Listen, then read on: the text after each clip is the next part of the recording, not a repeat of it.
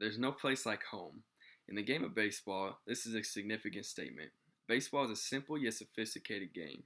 I'd like to talk about how baseball is such a simple game, yet at the same time an extremely complex game that requires sharp thinking and skill. I will do this by first talking about Little League play, then I'll talk about the higher divisions of baseball, such as high school and college, and finally the highest divisions of baseball, or the professional leagues.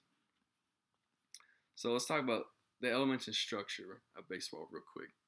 So this right here is baseball. This is the object used in the game for the offense and defense in order to play the game, to put the ball in play, to record outs, whatever it may be. This is a baseball glove. This is what the defense uses in order to catch the ball, throw the ball, record outs. This is their tool. Offensive side of the game, use a baseball bat in order to put the ball into play, in order to hit the ball. Objective of the defense, you want to get the guys out. You don't want them to run the bases. Offensive side, you want to put the ball into play without getting out, so that your team can score, so that you can make it home safely. Home, you want to be home in baseball. Home is the place to be.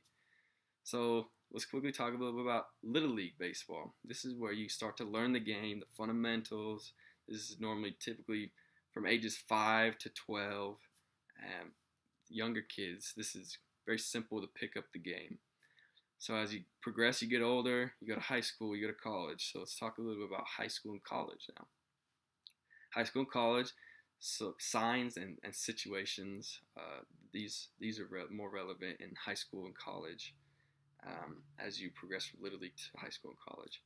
So signs, let's say a pitcher and a catcher want to communicate. So the pitcher is going to throw me the ball, catcher's going to catch the ball. Well, pitcher wants to strike out the batter. So me as a catcher, let's say I'm a catcher and I'm flashing the pitcher. I see a guy on first base and I want a curveball because I know this guy his tendencies are more to roll over and he's going to hit the ball, a ground ball, so we can get a better chance for a double play. So I'm going to throw a curveball on the outside. So here I am lining up. Sure enough, the guy hits this curveball to my second baseman. My second baseman flips it over shortstop, throws it to first base. We got a double play. Things like that. You got to think about, okay, what's this guy going to do? What's his tendencies? How's he going to react to this? Is he even going to hit the ball? This is when signs and situational things come into play. A lot more so in college than in high school. But at the same time, they both in high school and college, they both use this a lot. And as you transition, as you draft it into the professionals, this is when statistical things are a huge part of the game. There's something called sabermetrics, and it talks all about the statistical side of the game, the numbers. The numbers never lie. So some of the statistical side of things, let's talk about RBIs and runs. RBIs mean runs batted in. So let's talk about the offensive side. So if I'm a hitter right now, I'm at the plate, and I have a guy on second and third base.